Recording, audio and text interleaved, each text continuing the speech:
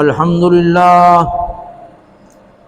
لله نحمده ونستعينه ونستغفره ونؤمن به ونتوكل عليه ونعوذ بالله من شرور أنفسنا ومن سيئات أعمالنا من يهده الله فلا مضل له ومن يضلل فلا هادي له ونشهد أن لا إله إلا الله وحده لا شريك له ونشهد أن سيدنا وسندنا وحبيبنا محمدا عبده ورسوله أما بعد فأعوذ بالله من الشيطان الرجيم بسم الله الرحمن الرحيم طه ما أنزلنا عليك القرآن لتشقى إلا تذكرة لمن يخشى تنزيلا ممن خلق الأرض والسماوات العلى الرحمن على العرش استوى وقال الله تبارك وتعالى في المقام الآخر هل أتاك حديث موسى إذ رأى نارا فقال لأهلهم امكثوا إني آنست نارا لعلي آتيكم منها بقبس أو أجد على النار هدى فلما أتاها نودي يا موسى إني أنا ربك فاخلع عليك إنك بالواد المقدس طوى وقال الله تبارك وتعالى في المقام الآخر وما تلك بيمينك يا موسى قال هي عصاي أتوكأ عليها وأهش بها على غنمي ولي فيها مآرب أخرى صدق الله العظيم اللهم صل على سيدنا مولانا محمد وعلى آل سیدنا و مولانا محمد وبارک وسلم علیہ. دروشی پڑھ لیں. میرے نہایت ہی محترم مکرم دوستوں، بزرگوں، نوجوان ساتھیوں، میں نے آپ کے سامنے 16 پارہ سورۃ طٰہٰ کی چند آیات تلاوت کی ہے. ان آیات کے اندر سب سے پہلے اللہ رب العزت نے قرآن کے نازل ہونے کا، اپنی قدرت کاملہ کا ذکر فرمایا ہے. پھر اس کے بعد اللہ رب العزت نے حضرت موسیٰ علیہ السلام کا ذکر فرمایا ہے. حضرت موسیٰ علیہ السلام جلیل القدر نبی ہیں. اللہ رب العزت نے 1,24,000 کم و بیش انبیاء علیہ السلام بھیجے. قرآن مجید کے اندر فرمایا تلک الرسل فضلنا بعضهم علی بعض، میں نے بعض نبیوں کو بعض پر فضیلت دی ہے. 313 یا 318 کم و بیش رسول ہیں، باقی نبی ہیں. علمی تعریفات کو چھوڑ کر نبی اور رسول کا ایک ہی مشن ہوتا ہے. رسول اسے کہتے ہیں جو نئی شریعت، نئی کتاب لے کر آئے. نبی اسے کہتے ہیں جو پہلے نبی کی شریعت کو چلائے. بہرحال یہ دونوں، چاہے نبی ہو یا رسول ہو، اللہ کی طرف سے منتخب ہوتا ہے. اور یہ نبوت عطائی چیز ہے، اللہ جس کو دے دے. یہ عبادت کر کے انسان نبوت کو حاصل نہیں کر سکتا. یہ نبوت عطائی ہے، کسبی نہیں. مرزا غلام احمد بےایمان کہتا ہے کہ یہ کسبی ہے، انسان عبادت کر کر کے جو ہے نا نبی بن جاتا ہے. اس لیے اس بےایمان نے سب سے پہلے مجدد ہونے کا اعلان کیا، پھر مہدی کا دعویٰ کیا، پھر مسیح موعود کا دعویٰ کیا، پھر آخر کے اندر اس بےایمان نے نبوت کا دعویٰ کر دیا. تو اس لیے جو ہے نا نبوت عطائی چیز ہے، کسبی چیز نہیں ہے.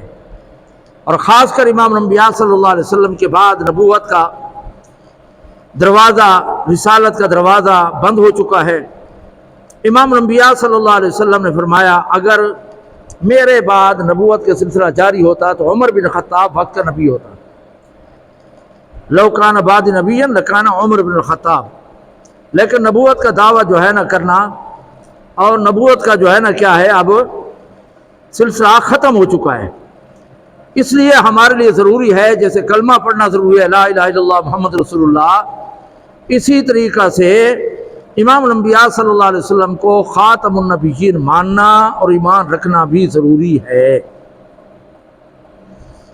تو یہاں پر اللہ رب العزت نے انبیاء علیہ السلام کو بھیجا، تو جس میں حضرت موسیٰ کا ذکر جا رہا ہے۔ قرآن مجید کے اندر سب سے زیادہ ذکر حضرت موسیٰ کا ہے، اور اللہ نے نبیوں کو بھیجا، سب سے پہلا نمبر محمد رسول اللہ کا ہے، دوسرا نمبر حضرت ابراہیم علیہ السلام کا، تیسرا نمبر حضرت موسیٰ علیہ السلام کا ہے۔ تو آخر میں پھر حضرت موسیٰ علیہ السلام کا تذکرہ آئے گا۔ تو سب سے پہلے اللہ رب العزت نے فرمایا ہے کہ طٰہٰ مَا أَنزَلْنَا عَلَيْكَ الْقُرْآنَ لِتَشْقَىٰ، طٰہٰ حروف مقطعات ہے، اللہ کا رسول ہی جانتے ہیں، اس کے بغیر کسی کو معلوم نہیں۔ آگے اللہ رب العزت نے فرمایا ہم نے آپ پر قرآن اس لیے نہیں نازل کیا کہ آپ تکلیف میں پڑ جائیں۔ حضور اکرم صلی اللہ علیہ وسلم کو اللہ نے فرمایا ہم نے قرآن آپ پر اس لیے نازل نہیں کیا کہ آپ جو ہے نا تکلیف اور مشقت میں پڑ جائیں۔ اس کی دو تفسیریں لکھی ہیں۔ پہلی تفسیر یہ لکھی ہے کہ جب قرآن نازل ہوا تو حضور کو اتنا شوق تھا، ہر وقت قرآن پڑھتے، نوافل پڑھتے، اتنی مشقت برداشت کرتے کہ امام الانبیاء صلی اللہ علیہ وسلم کے پاؤں مبارک سوج جاتے، ورم آ جاتا۔ صحابہ نے حضرت عائشہ نے عرض کیا یا رسول اللہ آپ تو معصوم ہیں، آپ تو بخشے بخشے ہیں، آپ کیوں اتنی مشقت برداشت کرتے ہیں؟ تو حضور اکرم صلی اللہ علیہ وسلم نے جواب دیا افلا اکون عبدا شکورا، کیا میں خدا کا شکر گزار بندہ نہ بن جاؤں؟ یعنی اللہ کی نعمتوں کا شکر یہ ہے کہ اللہ کی عبادت کی جائے۔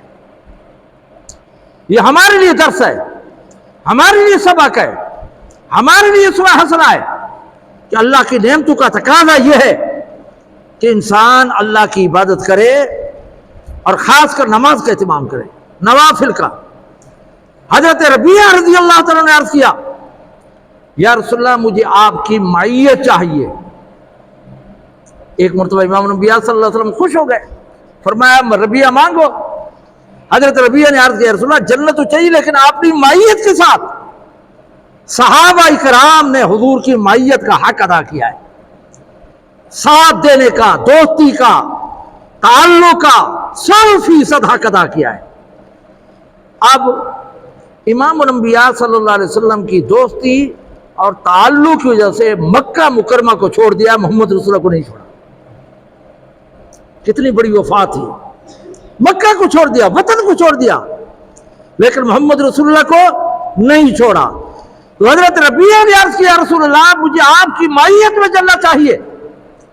حضور اکرم صلی اللہ علیہ وسلم نے فرمایا اے ربیعہ کچھ اور مانگ لے۔ انہوں نے عرض کیا رسول اللہ نہیں یہی چاہیے، مجھے آپ کی جو ہے نا معیت میں جنت چاہیے۔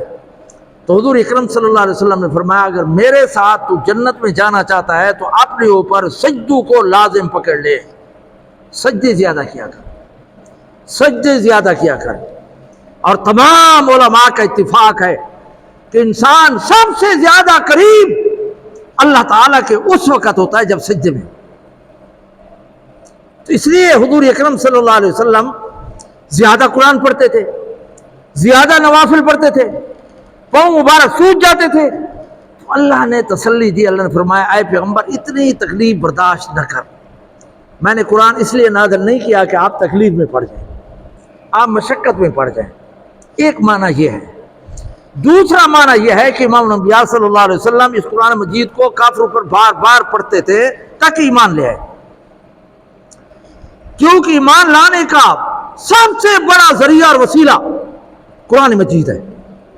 قرآن کے اندر اللہ نے فرمایا فَبِأَيِّ حَدِيثٍ بَعْدَهُ يُؤْمِنُونَ، اس قرآن کو چھوڑ کر کون سی دلیل کو دیکھ کر ایمان لاؤ گے؟ یعنی ایمان لانے کا سب سے بڑا ذریعہ اور وسیلہ کیا ہے؟ قرآن مجید ہے۔ اس لیے اللہ نے فرمایا اس قرآن کو دیکھ کر چھوڑ کر تم اور کون سی دلیل دیکھو گے ایمان لاؤ گے؟ تو ایمان لانے کا ذریعہ وسیلہ قرآن مجید تھا۔ امام الانبیاء صلی اللہ علیہ وسلم ان کو پڑھ سناتے تھے، وہ اعراض کرتے تھے تو حضور کو تکلیف ہوتی تھی۔ دوسری جگہ اللہ نے فرمایا فَلَعَلَّكَ بَاخِعٌ نَفْسَكَ، اے پیغمبر کہیں ایسا نہ ہو کہ آپ اپنے وجود کو ضائع نہ کر دیں ان کے غم میں کہ ایمان کیوں نہیں لاتے، یہ قرآن کو کیوں نہیں مانتے، یہ خدا کو کیوں نہیں مانتے، توحید کو کیوں نہیں اختیار کرتے۔ تو اللہ نے تسلی دی کہ ہم نے قرآن اس لیے نازل نہیں کیا کہ آپ تکلیف میں پڑ جائیں یا مشقت میں پڑ جائیں، یعنی مقصد کیا ہے کہ دین کے معاملے میں راہ اعتدال اختیار کرنی چاہیے، رہبانیت بھی نہیں ہے۔ 3 صحابہ تھے، حضرت عثمان ابن مسعود، حضرت عثمان ابن مظعون، یہ امام الانبیاء صلی اللہ علیہ وسلم کے بڑے پیارے تھے، رضی بھائی بھی تھے۔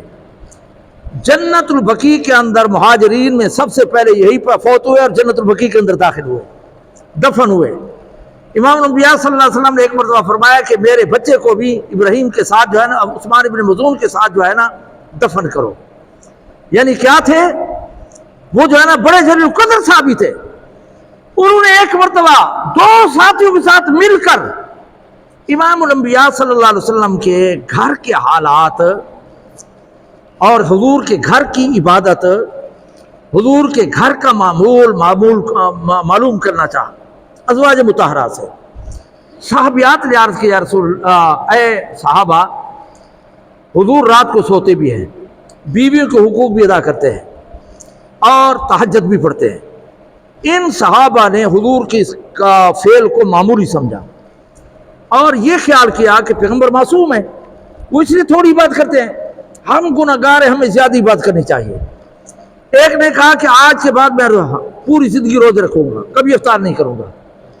ایک نے کہا کہ میں ساری رات عبادت کروں گا، کبھی نہیں سوؤں گا۔ تیسرے نے کہا کہ میں آج کے بعد جو ہے نا بیویوں کو طلاق دے کر پھر نکاح نہیں کروں گا، علیحدہ ہو جاؤں گا۔ جب امام الانبیاء صلی اللہ علیہ وسلم کو پتہ چلا تو حضور نے فرمایا تم نے یہ فیصلہ کیا؟ انہوں نے کہا جی ہاں یا رسول اللہ۔ حضور اکرم صلی اللہ علیہ وسلم نے فرمایا فمن راغب عن سنتی فلیس منی، اسی موقع پر فرمایا جو میرے راستے کو اور سنت کو چھوڑتا ہے میری امت سے بھی خارج ہے۔ لہذا ہماری کامیابی وہ حضور کی سنت اور طریقے میں ہے۔ تو دین و اسلام کے اندر رہبانیت بھی نہیں ہے کہ ہر ایک چیز کو چھوڑ چھاڑ کر، اسباب کو چھوڑ کر، محنت مزدوری کو چھوڑ کر انسان راہب بن جائے، اس کی بھی اجازت نہیں ہے۔ اور بالکل مادر پدر آزاد ہو جانا، نمازیں تک نہ پڑھنا، دین کے کسی شعبے پر عمل کرنا، اس کی بھی اجازت نہیں ہے۔ جو حضور اکرم صلی اللہ علیہ وسلم نے معتدل شریعت اور سنت ہمیں جو ہے نا دی ہے، ہمیں اسی کو اپنانا چاہیے۔ تو اللہ رب العزت نے محمد رسول اللہ کو یہی فرمایا کہ آپ اپنے آپ کو اتنی تکلیف میں نہ ڈالیں، آپ جو ہے نا اتنی آپ کو مشقت برداشت نہ کریں۔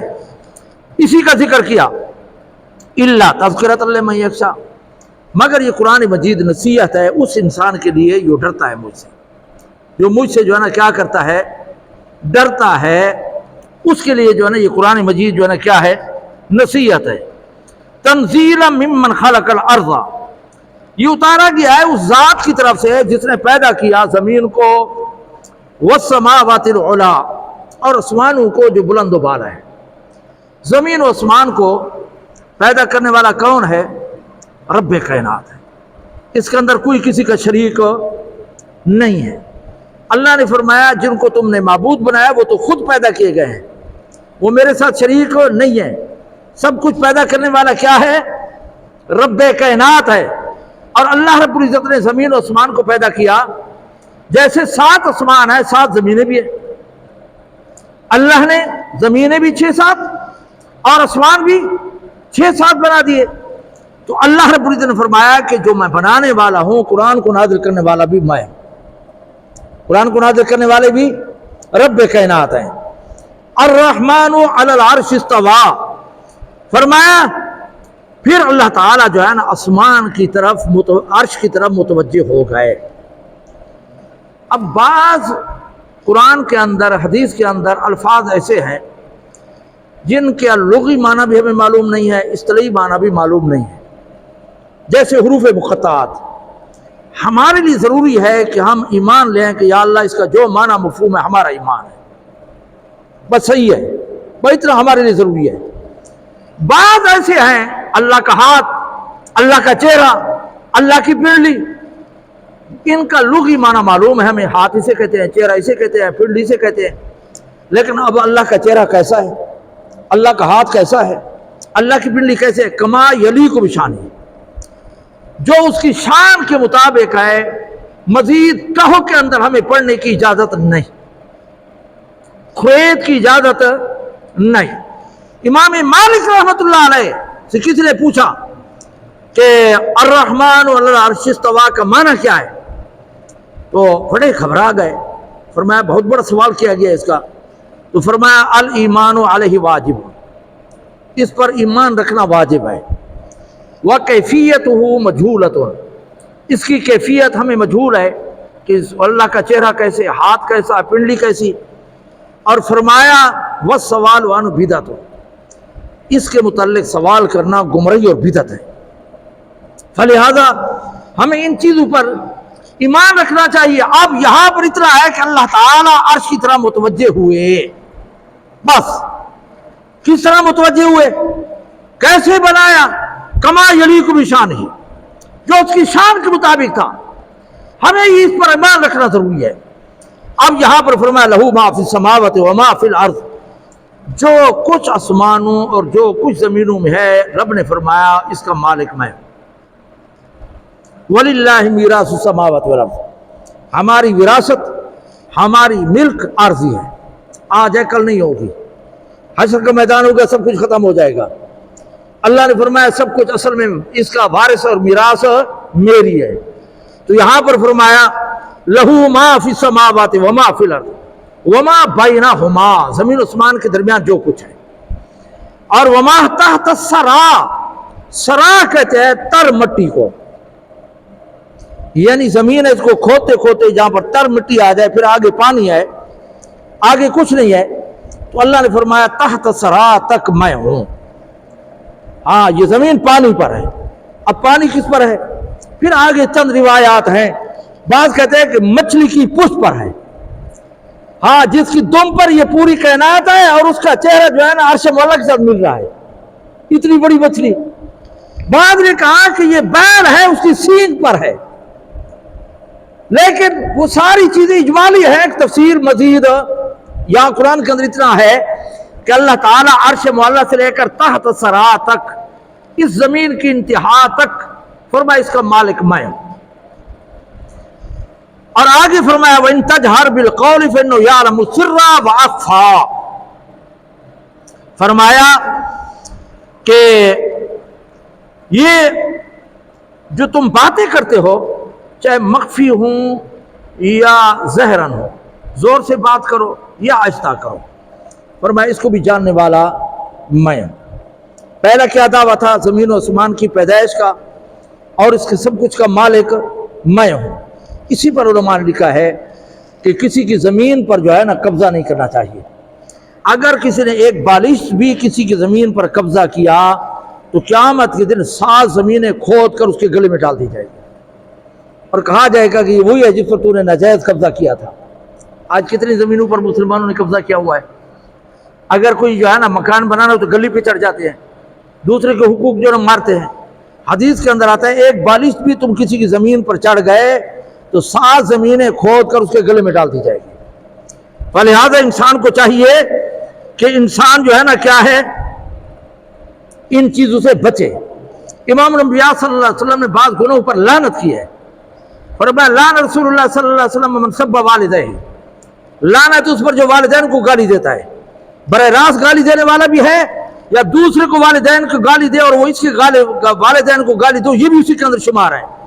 اور دوسری جگہ فرمایا لعن رسول اللہ صلی اللہ علیہ وسلم من ذبح لغیر اللہ، جو اللہ کے نام کو چھوڑ کر غیر اللہ کے نام پر ذبح کرتا ہے یہ لعنتی ہے۔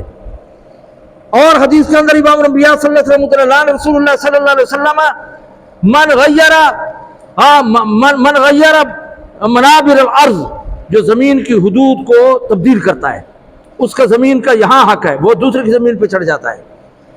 ہاں لعن رسول اللہ صلی اللہ علیہ وسلم من آوى محدثا، جو کسی ظالم کو پناہ دیتا ہے، اس پر بھی رسول اللہ نے لعنت کی ہے۔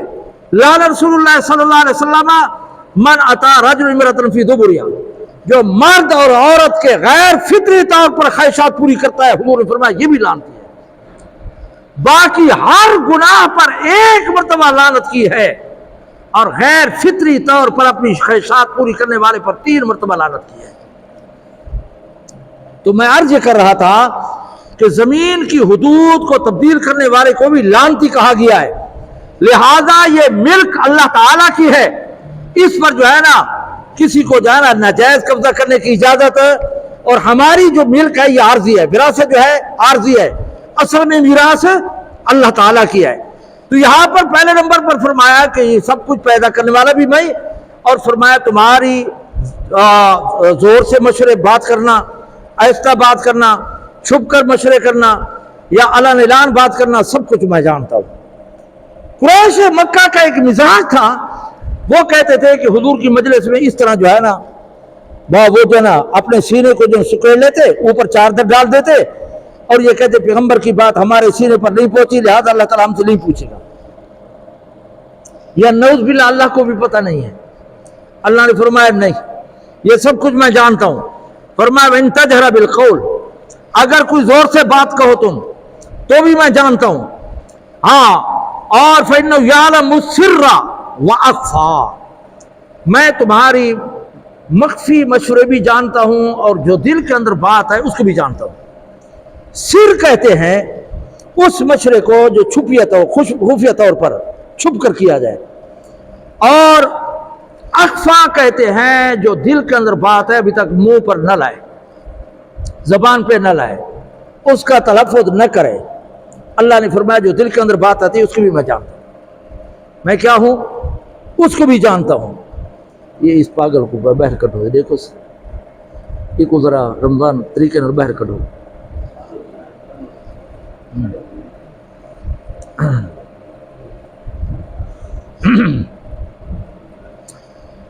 تو میں عرض یہ کر رہا تھا کہ اللہ رب العزت نے فرمایا میں تمہاری چھپی باتوں کو بھی جانتا ہوں، اور علن اعلان باتوں کی ظاہر و باطن کو جاننے والا رب نے فرمایا میں ہوں۔ تو یہاں پر اللہ نے فرمایا کہ سر کہتے ہیں چھپے کر مشورے کرنے کو، اور اخفا کہتے ہیں جو دل کے اندر بات آئے اور ابھی تک زبان پہ نہ لایا۔ یہ تفسیر کی ہے یہاں پر علماء نے۔ تفسیر مدری کے اندر لکھا ہے، ذرا توجہ کریں، تفسیر مدری کے اندر لکھا ہے کہ یہ سر، قلب، خفی، اخفا، روح، یہ اللہ کی رحمت کے مرکز ہے۔ اللہ کی تجلیات عرش معلیٰ پر ان مراکز پر نازل ہوتی ہے، اللہ کی رحمت، اور اسی کو بزرگان دین رحمت کو حصول کرنے کی کوشش کرتے ہیں۔ اور شریعت طریقت کے آپ نے تعریف سنی ہے، شریعت ہے قرآن و حدیث پر عمل کرنا، ماننا، اور خوبصورتی سے اس پر عمل کرنا طریقت ہے۔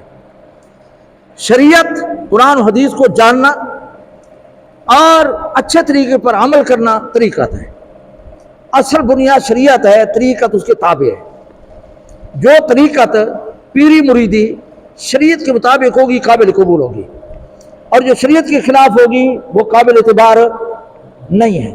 پیر و مرشد بھی وہی ہے جو شریعت کے مطابق ہو، اور جو شریعت کے خلاف ہوگا ہاں اس کی بیعت کرنا جائز نہیں۔ کئی مرتبہ عرض کر چکا ہوں، حضرت احمد علی لاہوری رحمۃ اللہ نے فرمایا کہ جو پانی پہ جو ہے نا چلتا ہوا ہے، ہوا پہ اڑتا ہوا ہے، لاکھوں مرید ہوں، اگر وہ شریعت کے خلاف ہے، شریعت کے مطابق اس کی زندگی نہیں ہے، تو فرمایا اس کے ہاتھ پر بیعت نہ کی جائے، اگر کیا ہے تو توڑنا فرض ہے، اور فرمایا اس کی مجلس اختیار نہ کی جائے، ہاں گناہ کبیرہ تک لکھا ہے۔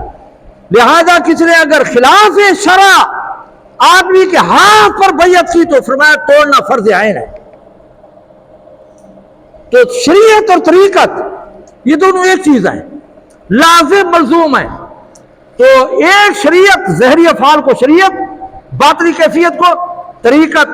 تو بعض بزرگان دین نے اس رحمت الہی کو حاصل کرنے کی کوشش کی ہے، اور وہ جو خزانے تھے نا، ہاں مرکز قلب اور مرکز روح، مرکز سر اور مرکز خفی، مرکز اخفا، یہ اللہ نے خزانے اور مرکز بنا ہے عرش معلیٰ پر، اور ان کو پھر اللہ تعالیٰ نے نبیوں میں تقسیم کیا۔ فرمایا ولایت آدم کے انوارات وہ تجلیات کا جو مرکز تھا، وہ قلب تھا، حضرت آدم کو اللہ نے عطا کر دیا ہے۔ اللہ نے کس کو عطا کر دیا یہ مرکز؟ ہاں، حضرت آدم کو۔ اسی طریقہ سے ولایت نوح، اس کی انوارات و تجلیات کا جو جلوہ گاہ تھی، مرکز تھا، وہ حضرت نوح کو عطا کر دیا۔ ہاں، جو مرکز روح تھا وہ نوح کو عطا کر دیا۔ ولایت ابراہیم کے انوارات و تجلیات کا جو مرکز تھا، اللہ تعالیٰ کی طرف سے وہ جلوہ گاہ بنا دیا حضرت ابراہیم کو۔ حضرت موسیٰ، حضرت عیسیٰ، ان کی جو ہے نا انوارات و تجلیات کا جو مرکز تھا، وہ حضرت موسیٰ اور عیسیٰ کو مل گیا۔ اور ولایت محمدیہ صلی اللہ علیہ وسلم کا جو انوارات و تجلیات کا مرکز تھا، اس کا نام اقفا تھا، محمد رسول اللہ کو عطا کر دیا۔ اور سلسلہ نقشبند کے اندر یہ اسواق ہے۔ یہ کیا ہے؟ بزرگان دین نے ان مرکز انوارات کو حاصل کرنے کی کوشش کی ہے۔ اب کیا ہے، کسی کا سلسلہ نقشبند میں کسی بزرگ کے ہاتھ پر بیعت ہو جائیں گے تو پھر وہ آپ کو سبق دے گا۔ وہ کہے گا کہ لطیفہ قلب، یہ پستان سے 2 انگل نیچے، یہاں پر جو ہے نا تم یہ تصور کرو کہ ہمارا دل کہہ رہا ہے اللہ اللہ اللہ، یہ لطیفہ قلب ہے جو ولایت حضرت آدم کو ملی تھی۔ اب دائیں پستان کے نیچے 2 انگل نیچے یہ جو ہے نا لطیفہ روح ہے۔ اب اس پر جو ہے نا کیا ہے، انسان تصور کرے کہ میرا یہ دل کہہ رہا ہے اللہ اللہ اللہ۔ بات سمجھے نہیں سمجھے؟ اب اس پستان، بائیں پستان کے 2 انگل اوپر، یہاں پر جو ہے نا یہ سر ہے، لطیفہ سر ہے۔ اب یہاں پر انسان تصور کرے کہ یہ جگہ کر رہی ہے اللہ اللہ۔ اب دائیں پستان کے 2 انگل اوپر، یہاں پر جو ہے نا انسان تصور کرے یہ لطیفہ خفی ہے، کہ یہ کہے کہ میرا دل کہہ رہا ہے اللہ اللہ۔ اب ان دونوں کے درمیان یہ لطیفہ اخفا ہے، یہاں انسان تصور کرے کہ میرا دل کہہ رہا ہے اللہ اللہ۔ اب لطیفہ نفس پیشانی کا درمیان، یہ یہاں انسان تصور کرے کہ میرا دل کہہ رہا ہے، میرا پیشانی کہہ رہی ہے اللہ اللہ اللہ۔ اور سلطان الاذکار، یہ سر کا درمیانی حصہ تالوجے کو ساتھ ہے۔ اب یہ کہہ رہا ہے اللہ اللہ۔ یہ 7 اسباق سلسلہ نقشبند کے اندر شامل ہے۔ جو یہ کرے گا تو اس کو ولایت آدم اور ولایت نوح، ولایت ابراہیمی اور ولایت موسیٰ، ولایت عیسیٰ اور ولایت محمد صلی اللہ علیہ وسلم کی برکات حاصل ہو جائیں گی۔ اور یہاں فرمایا یعلم السر و اخفا، سر اور اخفا سے مراد یہی ہے۔ یہ طریقت والے کہتے ہیں، بزرگان دین کہتے ہیں۔ اور پھر آگے بھی اسماک ہے۔ آج یہ جو ہے نا ہمارے ہاں کیا ہو چکی ہے، یہ چیز جو ہے نا معدوم ہو چکی ہے۔ اصلاح نفس کی ہم کوشش نہیں کرتے، اس لیے کسی اللہ والے کے ہاتھ پہ بیعت بھی ہونی چاہیے۔ ایک بزرگ کا غالب حضرت عبداللہ بن مبارک ہے، ہاں ان کے متعلق آتا ہے کہ ایک دہری کے ساتھ مقابلہ ہو گیا تھا اور کوئی فیصلہ نہیں ہو رہا تھا۔ آخر کار دونوں نے فیصلہ کیا کہ ہاتھ باندھ کر آگ کے اندر ڈالتے ہیں، جس کا ہاتھ جل جائے گا وہ باطل پہ ہوگا، جس کا بچ جائے گا حق پہ ہوگا۔ دونوں نے ہاتھ باندھا، آگ میں ڈالا، کسی کا ہاتھ نہیں جلا۔ اور دہری اور جو ہے نا تکبرانہ انداز میں کہ میں حق پر ہوں، میرا ہاتھ نہیں جلا۔ عبداللہ بن مبارک غالباً ہے یا دوسرے صاحب کوئی بزرگ ہے، وہ کہتے ہیں کہ اللہ کے ہاں گڑ گڑے کہ یا اللہ یہ باطل پر تھا، یہ بے ایمان جو ہے نا تیری ذات کا بھی منکر ہے، اور اس کا ہاتھ جلنا چاہیے تھا، باطل کو شکست ہونی چاہیے تھی، حق کا غلبہ اور اظہار ہونا چاہیے تھا، اس کا ہاتھ کیوں نہیں جلا؟ تو رب کائنات کی طرف سے القاء ہوا کہ اس کا ہاتھ میرے ایک نیک بندے کے ہاتھ کے ساتھ مل گیا تھا، اس لیے مجھے حیا آتی تھی کہ اس کا ہاتھ جل جائے۔ تو انسان جب کسی نیک کے ہاتھ میں ہاتھ دیتا ہے تو اللہ تعالیٰ اس کو مہربانی کر کے پھر کامیابی عطا کر دیتا ہے. اس لیے علماء نے لکھا ہے کہ بعض پیر کامل ہوگا مرید بخشے جائیں گے، بعض امام کامل ہوگا مقتدی بخشے جائیں گے، بعض اوقات وہ استاد کامل ہوگا شاگرد بخشے جائیں گے. اس لیے حدیث کے اندر آتا ہے المرء من احب، جو جس کے ساتھ تعلق رکھتا ہے اسی کے ساتھ جو ہے نا کھڑا کیا جائے گا. تو ہمیں چاہیے کہ ہم نیک لوگوں کے ساتھ تعلق رکھیں اور بیعت جیسی سنت کو بھی زندہ کریں. شرط یہی ہے کہ وہ پیر و مرشد متبع سنت ہو. یہ بیعت ہونا یہ سنت رسول ہے. حضور اکرم صلی اللہ علیہ وسلم نے اسلام لانے پر بیعت کی ہے، ہجرت کرنے پر بیعت کی ہے، جہاد کرنے پر بیعت کی ہے، گناہ کو چھوڑنے پر بیعت کی ہے اور برکت حاصل کرنے کی بھی بیعت کی ہے. اس لیے بیعت بھی ہونا چاہیے، اس سنت کو بھی زندہ کرنا چاہیے. کسی اللہ والے کو ساتھ تعلق جوڑ کر اس کو خوب یہ خامی بتانی چاہیے. اس سے اللہ کی رحمت حاصل ہوتی ہے. اللہ کے ساتھ ملانے کا ذریعہ ہے پیر، خدا نہیں ہے. ہاں یہ ہے. اس لیے علماء نے لکھا ہے کہ جہر اور سر اور اخفا یہ ان لطائف کی طرف اشارہ ہے جو بزرگان دین نے مقرر کیے ہیں. اور سلسلہ نقشبند کے اندر یہ 7 اسباق ہیں اور بھی اسباق ہیں. یہ بنیادی اسباق ہیں سلسلہ نقشبند کے اندر. اور 4 سلسلے ہیں: چشتیہ، سہروردیہ، قادریہ اور نقشبندیہ.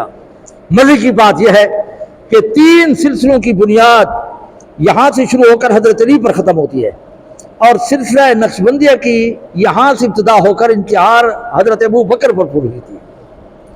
ہاں اس کے بانی مبانی کون ہیں؟ حضرت ابو بکر ہیں. فضیلت حاصل ہے سلسلہ نقشبند کو. بہرحال سارے سلسلے جائز ہیں، ہمارے سر کے تاج ہیں بزرگان دین. جس سے بھی تعلق جوڑا جائے علماء نے کہا ہے کہ انسان اس کی مجلس اختیار کرے اور جہاں دل میل ہو جائے، متوجہ ہو جائے، اس کے ہاتھ میں بیعت ہو جائے. تو اس سنت کو بھی زندہ کرنا چاہیے. تو اس آیت کا ترجمہ اجمالاً ہو گیا. آگے فرمایا اللہ لا الہ الا ہو لہ الاسماء الحسنی.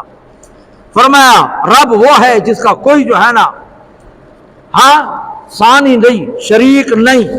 وہ جو ہے نا کیا ہے؟ سب کچھ کا مالک ہے اور سارے نام حسنہ اسی کے لیے ہے. سارے نام حسنہ اسی کے لیے ہے.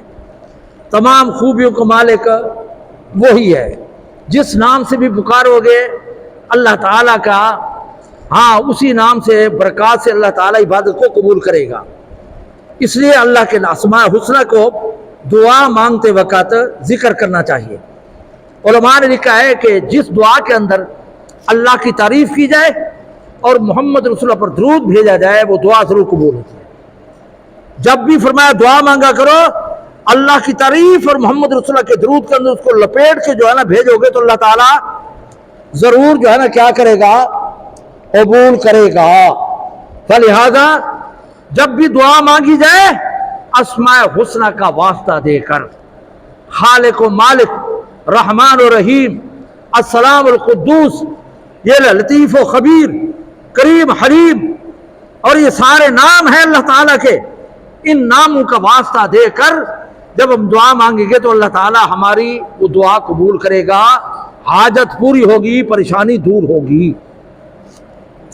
آگے اللہ رب العزت نے حضرت موسیٰ کے متعلق فرمایا وَحَلْ أَتَاكَ حَدِيثُ موسیٰ. کئی صدیاں حضرت موسیٰ امام الانبیاء سے پہلے گزر گئے. اللہ تعالیٰ نے وحی کے ذریعے سے حضرت موسیٰ کا تعارف کرایا محمد رسول اللہ کو. فرمایا حَلْ أَتَاكَ حَدِيثُ موسیٰ، کیا آپ نے واقعہ موسیٰ کا بھی قصہ پہنچا ہے آپ کے پاس؟ اِذْ رَأَىٰ نَارًا، جب اس نے دیکھا آگ کو، فَقَالَ لِأَهْلِهِ، اپنے گھر والوں کو کہا، انکسوا انی آنست نارا لعلی آتیکم منہا بقبس اوجد علی النار ھدی. فرمایا تم یہاں ٹھہرو، میں کوئی جو ہے نا انگارہ لے آتا ہوں یا وہاں کوئی خبر لینے والا جو ہے نا لے آتا ہوں، خبر لے کر آتا ہوں، اور پھر جو ہے نا ہم شاید کے سیدھے راستے پر مل جائے ہمیں اور منزل مقصود تک پہنچ جائیں. یہاں پر ابتدا سے ایک واقعہ اجمالاً ذکر کرتا ہوں، امید ہے آپ کے ذہن میں آ جائے گا۔ مصر جو تھا یہاں قبطی خاندان تھا، مصر کے اندر قبطی خاندان تھا، تاریخی باتیں عرض کر رہا ہوں۔ اور فلسطین سرزمین انبیاء ہے، یہاں پر انبیاء کا مسکن اور مدفن تھا۔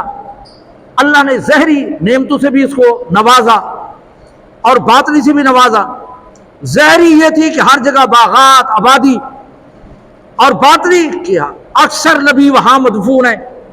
حضرت ابراہیم علیہ السلام جب حج پہ گئے تھے، بیٹے کو خانہ کعبہ کا چھوڑنے کے لیے گئے تھے، بیوی ہاجرہ اور حضرت اسماعیل کو چھوڑا تو دعا مانگی تھی کہ یا اللہ یہاں آبادی کا بندوبست فرما۔ تو تفسیر مدری کے اندر لکھا ہے کہ فرشتوں کے ذریعے سے طیف کا ٹکڑا زمین کا شام سے اٹھایا گیا اور یہاں حجاز کے اندر، عرب کے اندر جو ہے نا، سعودی عرب کے اندر پہنچایا گیا۔ یہ جو ہے نا طائف کا جو علاقہ ہے، یہ ٹکڑا یہ شام سے لایا گیا تھا، اور آج کل وہ سرسبز ہے، وہاں باغات ہیں اور آبادی کہیں نہیں ہے، وہاں آبادی ہے۔ تو یہ طائف کے ایک زمین کا ٹکڑا ہے۔ تو وہاں فلسطین جو تھی یہ انبیاء کا مسکن تھا، اور حضرت یعقوب بھی وہاں رہتے تھے۔ کہاں سالی پڑ گئی، پھر جو ہے نا مصر کے اندر وہ گندم لینے کے لیے آئے تھے، بڑا لمبا واقعہ ہے، اور پھر یہاں کر مصر کے اندر آ کر وہ جو ہے نا کیا ہو گئے، آباد ہو گئے۔ اور یہ تھے اسرائیلی، اور وہاں کے باشندے تھے نبتی، قبطی تھے۔ ہاں فرعون بھی قبطی تھا۔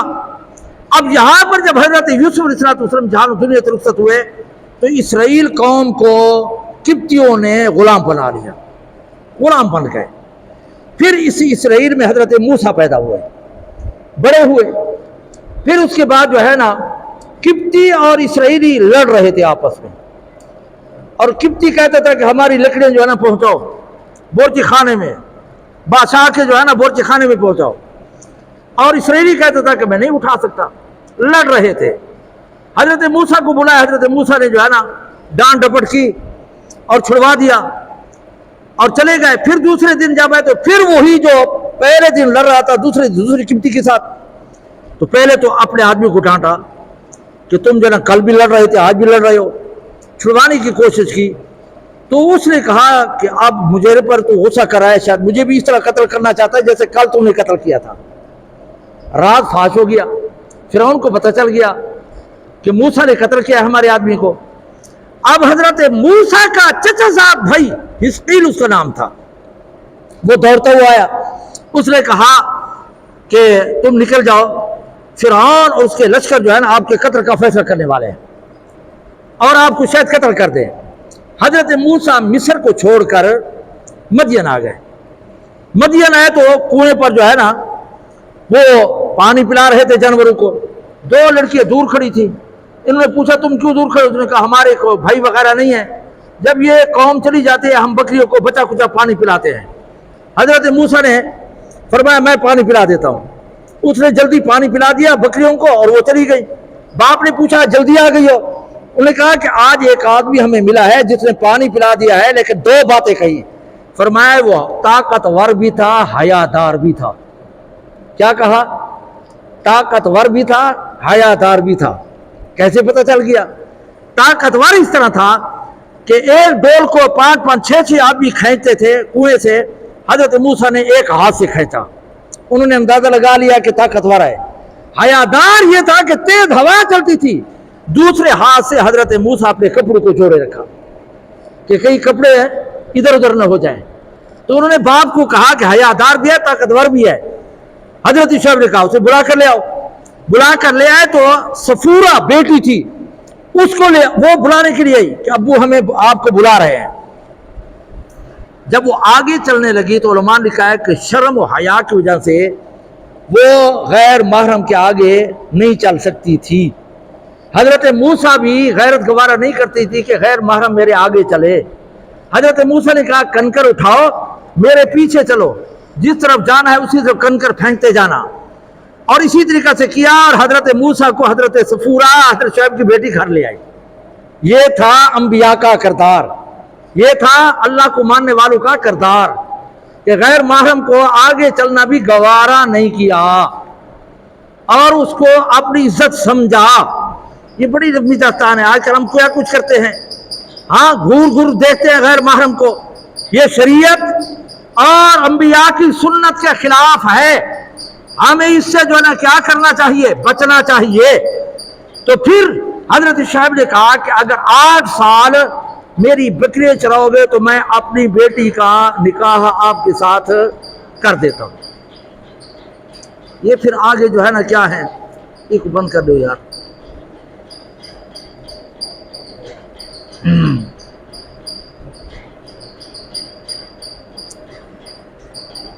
تو میں عرض یہ کر رہا تھا کہ حضرت موسیٰ کو حضرت شعیب نے فرمایا کہ 8 سال ہماری بکریوں کو چڑھاؤ, 10 سال کرو تو تمہاری مہربانی ہوگی, میں جو ہے نا آپ کو لڑکی دے دیتا ہوں. حضرت موسیٰ نے قبول کر لیا. اسی پر علماء نے لکھا ہے کہ اپنی عزت کی حفاظت کے لیے 8 سال بکری چرانا حضرت موسیٰ نے گوارا کر لیا, تاکہ میری خواہشات جائز طریقے پر جو ہے نا پوری ہوں. نہ جائز طریقے پر 8 سال بکری چرانے کے لیے جائز راستہ اختیار کیا ہے, نہ جائز راستہ اختیار نہیں کیا. یہ ہمارے لیے سبق ہے. ہاں جائز راستہ اختیار کرنے کے لیے مشقت برداشت کر لی, بکری چرانا برداشت کر لی, اور پھر وہ پوری ہوئی. ہاں جب پورے ہو گئے تو پھر انہوں نے واپس مصر کی طرف جو ہے نا اجازت چاہیے.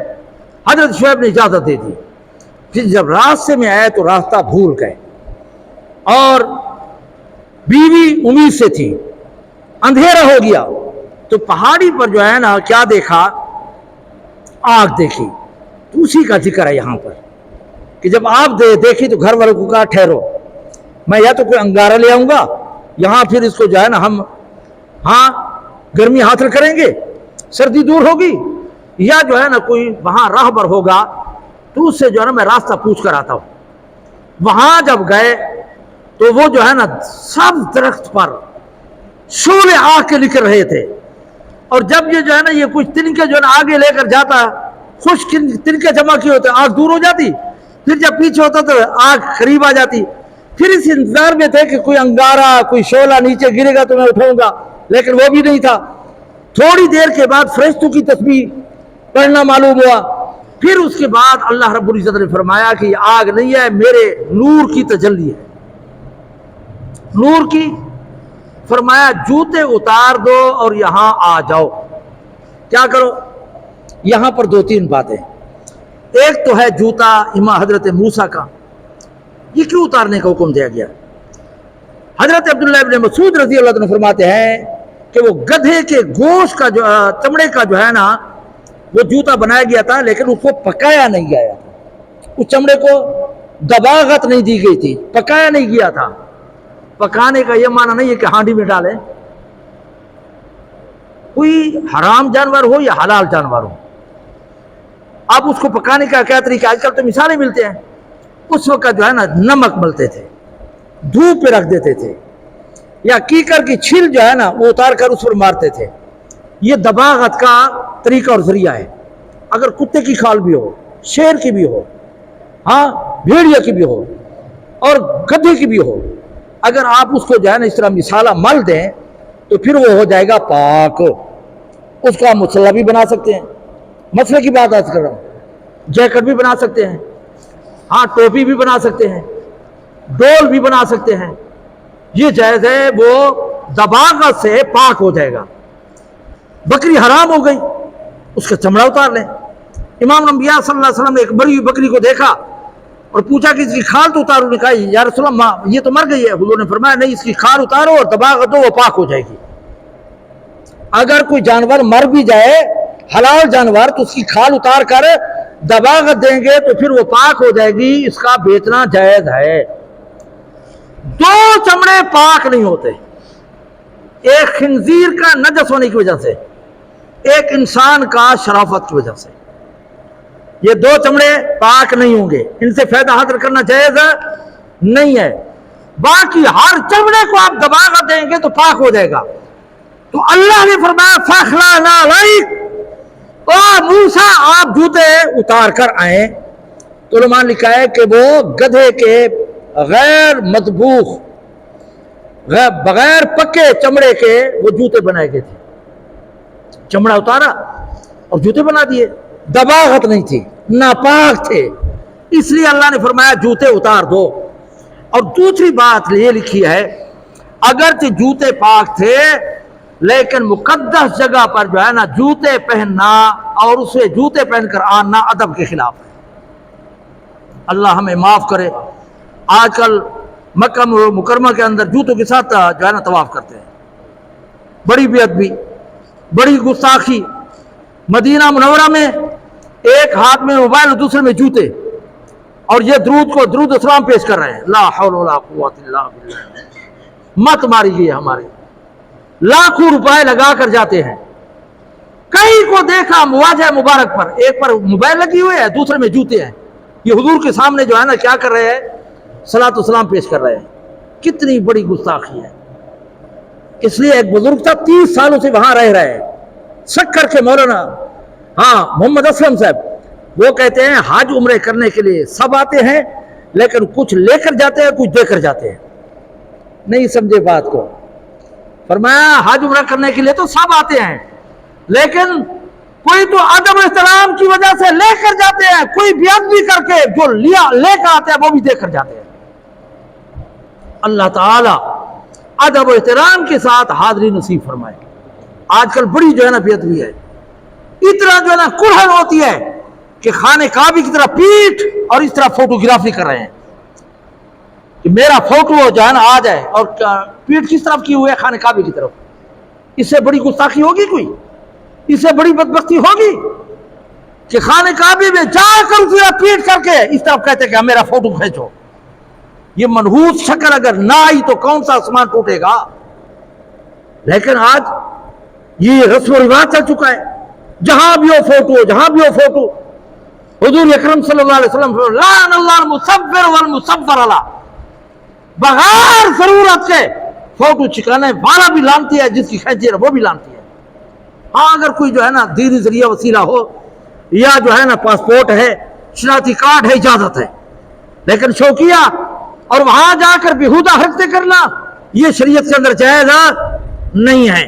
تو اس لیے میں عرض یہ کر رہا تھا کہ اللہ نے فرمایا فخلعنا علیک، جوتے اتار کر آؤ۔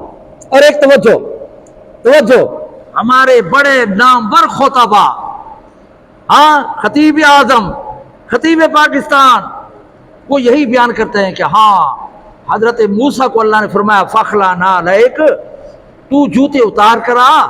جب امام الانبیاء عرش معلیٰ پہ گئے تو اللہ نے فرمایا جوتوں سمیت عرش پہ آ جا۔ یہ تہمت ہے حضور پر، یہ جھوٹ ہے، اس کی کوئی حقیقت نہیں ہے۔ ہم بھی بیوقوفوں کی طرح نعرہ تکبیر اللہ اکبر، کوئی حدیث کے اندر ثابت نہیں ہے یہ بات کہ اللہ نے فرمایا تو جوتوں سمیت آ جا۔ عقل کے بھی خلاف ہے کہ عرش معلیٰ سے مقدم کوئی چیز نہیں ہو سکتی، اس سے زیادہ مشرف کوئی چیز نہیں ہو سکتی، تو اللہ نے وہاں فرمایا تو جوتوں سمیت چڑھا۔ اس کی کوئی حقیقت نہیں ہے، بڑے بڑے مولویوں کو سنا ہے، مانتی بھی نہیں۔ یہ اور قرآن حدیث کے اندر کہیں نہیں ہے کہ اللہ نے فرمایا کہ اے پیغمبر تو جوتوں سمیت عرش پہ چڑھا۔ وہاں جوتوں وغیرہ کا ذکر ہے، اور یہاں پر علماء نے جس سے لکھا ہے کہ جو کوئی مقدس جگہ ہو وہاں جوتے پہننا مناسب نہیں، اگرچہ وہ پاک بھی ہوں، اگرچہ وہ نئے جوتے ہوں۔ اب پلیتی تو نہیں لگی ہوئی نا، اب اگرچہ آپ نماز پڑھیں گے ہو جائے گی، نئے جوتے آپ نے لیے نماز پڑھی ان کی ساتھ ہو جائے گی، لیکن ادب کے خلاف ہے۔ ادب کے بات سمجھا کرو یار۔ کئی مثالیں دیتا ہوں آپ کو سمجھانے کے لیے، کئی باتیں۔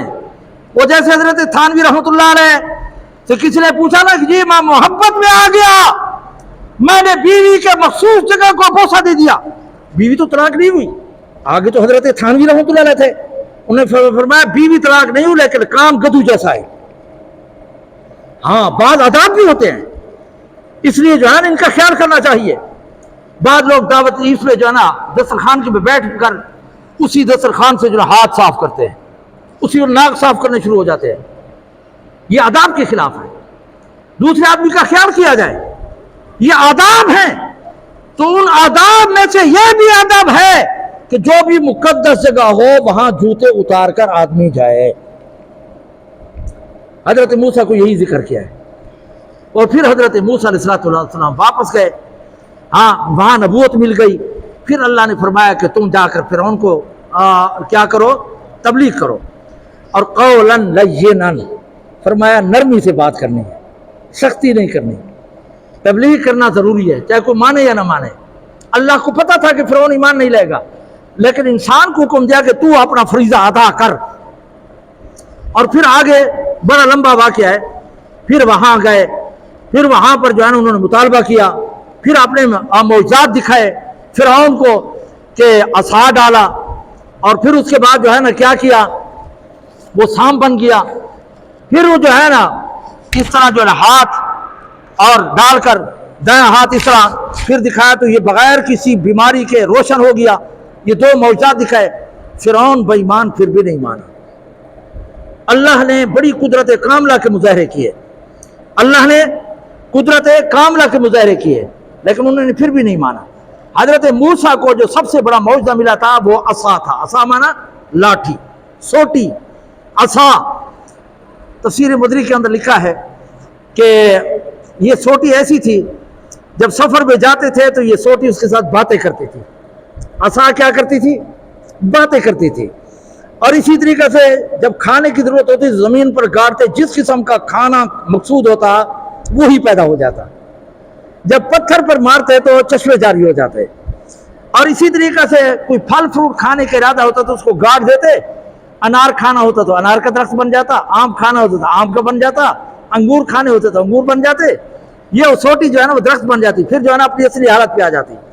کنویں سے پانی لینا تو جتنا گہرا ہوتا وہ پانی لے آتی۔ سمجھ آ گئی ہے نا؟ جب حضرت موسیٰ سوئے ہوتے پہرا دیتی، جب کوئی حملہ آور ہوتا تو اس کی طرف سے لڑائی کرتی۔ کون؟ یہ کیا؟ سوٹی، لاٹھی، عصا۔ اور جب رات ہو جاتی تو یہ روشنی بیٹری کا کام دیتی۔ یہ تفسیر مدری لکھا ہے، لیکن فرمایا سب اسرائیلیات ہیں۔ سب کیا ہیں؟ اسرائیلیات ہیں۔ جو شریعت سے پہلے باتیں ہیں اس کو کہتے ہیں اسرائیلیات۔ اور ان کے متعلق حکم یا ولا تصدقوا ولا تکذبوا، نہ تو 100% جو ہے نا کیا کرو تصدیق کرو، نہ بالکل جھٹلاؤ۔ یہ جو ہے نا عصا کے متعلق لکھا ہے۔ تو یہاں پر اللہ نے اسی حضرت موسیٰ کا ذکر کیا۔ پھر جو ہے نا رات کو اللہ نے حکم دیا تم نکل جاؤ۔ پھر جو ہے نا وہ کیا ہو گئے، نکلے، اور فرعون پیچھے آیا۔ پھر جو ہے نا حضرت موسیٰ نے لاٹھی ماری، 12 قبیلے تھے، 12 راستے ہو گئے۔ پھر بیتان تیہ میں حضرت موسیٰ نکل گئے، اور فرعون جب جو ہے نا کئی ہزار لشکر کے ساتھ داخل ہوا، اللہ نے غرق کر دیا۔ یہ سارا واقعہ جو میں نے ذکر کر دیا ہے انہی میں سے اذ رأى نارا، اس کا ترجمہ کرتے ہیں صرف جب دیکھا آگ کو، قال لأہلی، اپنے گھر والوں کو کہا، امکثوا، امکثوا، ٹھہرو، انی آنست نارا، میں جو ہے نا یہ آگ کے پاس جاتا ہوں، لعلی آتیکم منہا بقبس، شاید کہ میں وہاں سے ایک انگارہ لے آؤں، ایک شعلہ لے آؤں، اور یا جو ہے نا اجد علی النار ہدی، وہاں آگ پر جو ہے نا جل رہی ہے تو کوئی آدمی ہوگا اس سے راستہ پوچھ کر آتا ہوں۔ فلما اتاہا، جب وہاں پہنچے، نودی یا موسیٰ، آواز دی گئی حضرت موسیٰ کو، انی انا ربک، میں آگ نہیں ہوں، میں رب ہوں۔ اللہ کے نور کی تجلی ہو رہی تھی۔ فاخلع نعلیک، یہاں جوتے اتار کر آؤ، انک بالوادی المقدس طویٰ، یہ پاکیزہ جگہ ہے، وانا اخترتک فاستمع لما یوحیٰ، میں نے تجھے چن لیا ہے اور میں نے جو وحی کرنے والا ہوں آپ اس کے جو ہے خوب سنیں۔ انی انا اللہ، میں آپ کا رب ہوں، لا الہ الا انا، کوئی معبود نہیں مگر میں، فاعبدونی، پہلی بات یہ ہے کہ تم میری عبادت کرنا اور کسی کی نہیں کرنا۔ اللہ کیا حکم کر رہے ہیں پیغمبر کو؟